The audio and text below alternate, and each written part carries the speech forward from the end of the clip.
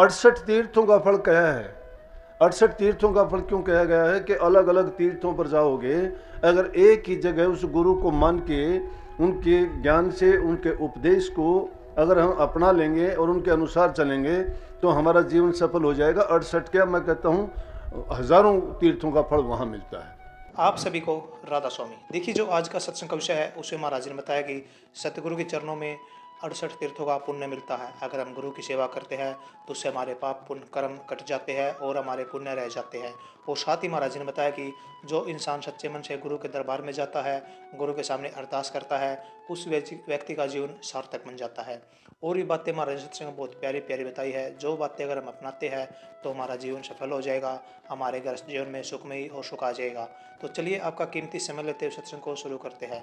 कृपया सत्संग को आखिर तक सुनकर पुण्य भागीदार अवश्य बनिए। राधा स्वामी। हर चीज़ की सफाई वक्त पे टाइम पे होती रहे तो वो चीज़ मैली नहीं होती, उसकी चमक यूं की यूं बनी रहती है, उसके गुण छिपते नहीं, प्रकट होते हैं। इसी प्रकार से गुरुमुखों को, सत्संगियों को, नामधारी या प्रेमी कहो, उनको अपना मन साफ करना होता है। अगर ज़्यादा बीच में सत्संग नहीं मिल पाते हैं तो वो जो पीछे की सुधार की बातें थी, ध्यान अभ्यास की बात थी, उनको भूलना शुरू हो जाते हैं। जो थोड़ा बहुत असर पड़ता है संग का, वो पुनः खत्म हो जाता है। इसलिए सत्य संगति का सबसे पहला गुण बताया है। संगत अगर बुरे इंसानों की करते हो तो बुरी आदतें बन जाती हैं, अगर महापुरुषों का संग करते हो तो बुरी आदत छूट के अच्छे गुण आप में संग्रह होने शुरू होते हैं। तो ये तो जितना भी सत्संग मिले, जहाँ कहीं भी मिले, क्योंकि सत्संग सब अच्छे होते हैं। जहाँ प्रभु का नाम का गुणगान होता है, बुराइयों को त्यागने की बातें होती हैं, अच्छे गुणों को अपनाने के लिए प्रेरित किया जाता है। अभी पलटू साहब के शब्द में भी यही बात थी। बहुत अच्छी संतों की बात का निर्णय करना तो कहाँ हमारे बस की बात है, लेकिन फिर भी थोड़ा बहुत जो संतों की बात को समझ जाते हैं, उसको अपना लेते हैं, तो उनका जीवन ही बदल जाता है। पलटू साहब कहते हैं, बताने वाला, कहने वाला, समझाने वाला, उपदेश करने वाला कैसा भी क्यों ना हो, लेकिन जब कोई अपनाना ही नहीं चाहेगा तो उसको फायदा उससे नहीं हो सकता। और इसी बात को उन्होंने कहा कि पलटू पारस क्या करे जब लोहा खोटा हो। खोटा होने का मतलब, मैं एक बात कहा करता हूं कि इंसान कोई भी बुरा नहीं है। इंसान बुरा नहीं है, इंसान तो उसमें सब गुण हैं, लेकिन अगर बुरी आदतें होगी उसमें तो वो बुराइयां उसको बुरा बना देती हैं। अच्छे गुण उसमें आ गए तो उसको अच्छा बना देती हैं। इंसान तो वही है, लेकिन अपने गुण और दुर्गुण के कारण वो भला और बुरा बन जाता है। उसके लिए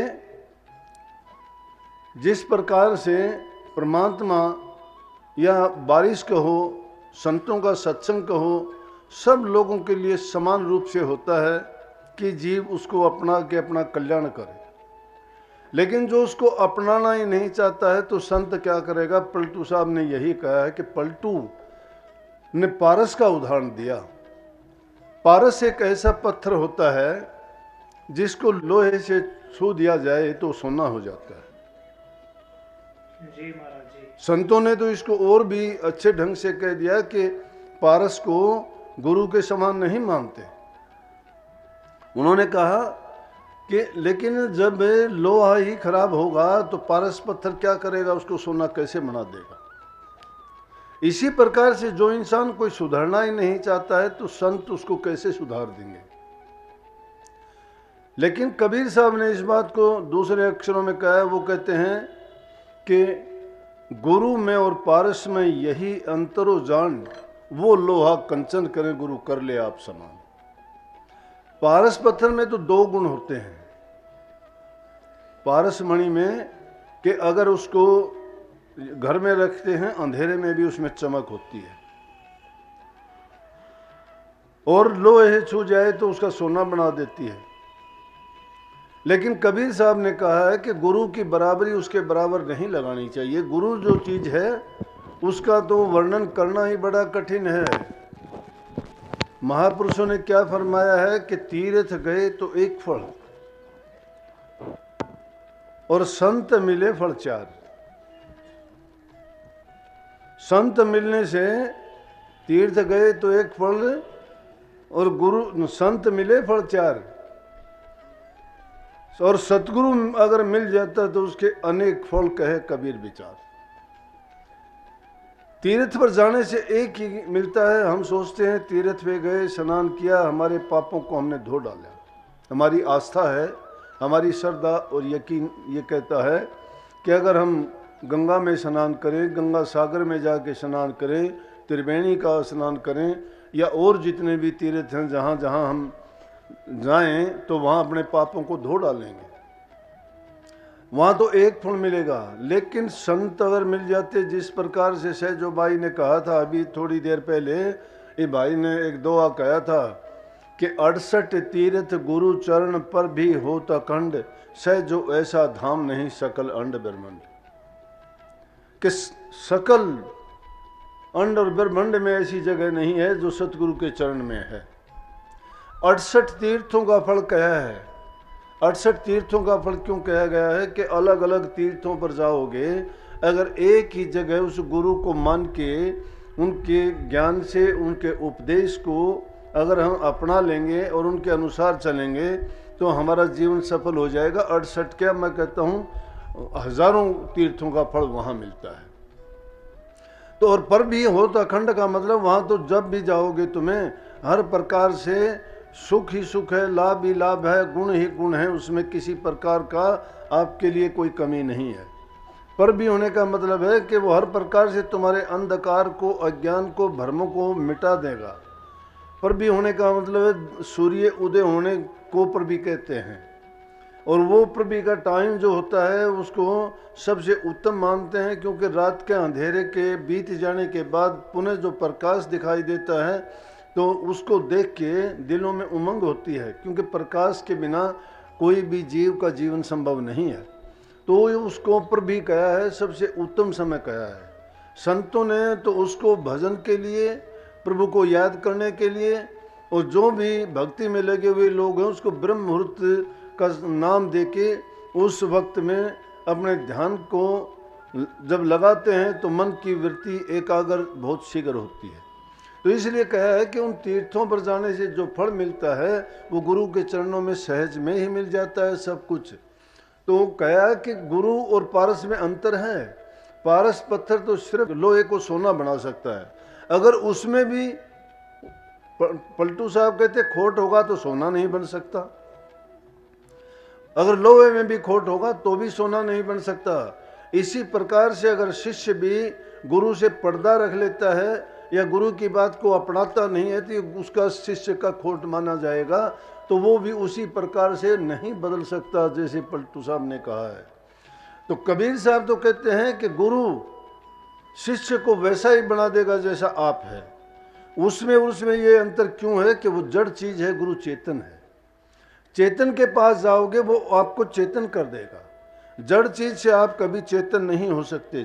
चेतन आपको जबान से, आपकी भाषा में आपको जो शिक्षा देगा, जो भी बातें आपके कल्याण की, भलाई की, आपके लिए जो गुणकारी होगी, उन बातों को पूर्ण रूप से आपके दिलो दिमाग में ये बैठा देगा कि हाँ ये मेरे लिए चीज़ सबसे उत्तम है और मुझे इसको मानना चाहिए। इसलिए संतों का सत्संग जितना इस जीव को मिल जाए उतना ही कम है, क्योंकि संत उन जीवों का भी काया पलट कर देते हैं। जीव तो अज्ञानी है, उसी में अभी कह रहा था ना कि हम अज्ञानी जीव थे कर्मों के मारे।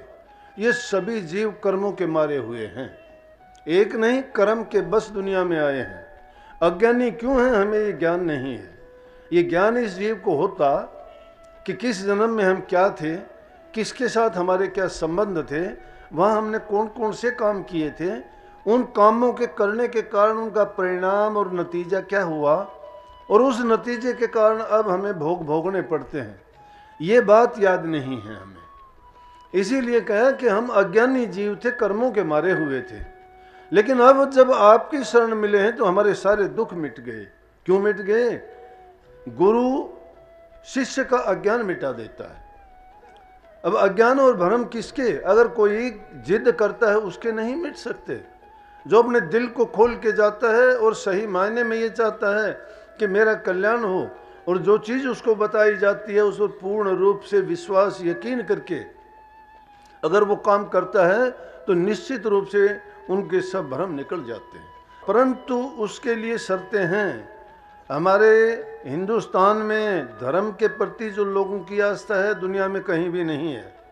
यहाँ लोगों को त्याग, तप और तपस्या की बातें बताई जाती हैं। यहाँ लोगों को परहित के काम के लिए प्रेरित किया जाता है।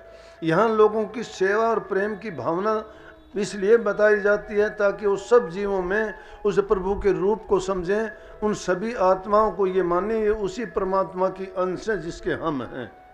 तो भेद किस चीज़ का? जब एक ही पिता की संतान है और हम ऐसा नहीं करते। उसमें पवित्र जीवन जीने के लिए सबसे ज़रूरी चीज़ें हैं कि इंसान किसी दूसरे की चीज़ पर नियत ना डिगाए। वो चीज़ कोई भी हो सकती है, किसी के धन पर, किसी की दूसरी चीज़ों के लिए लालच में हम खुद परिश्रम, काम और पुरुषार्थ करना नहीं चाहते।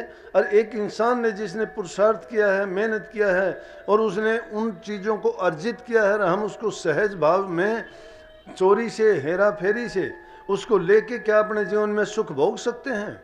नहीं भोग सकते।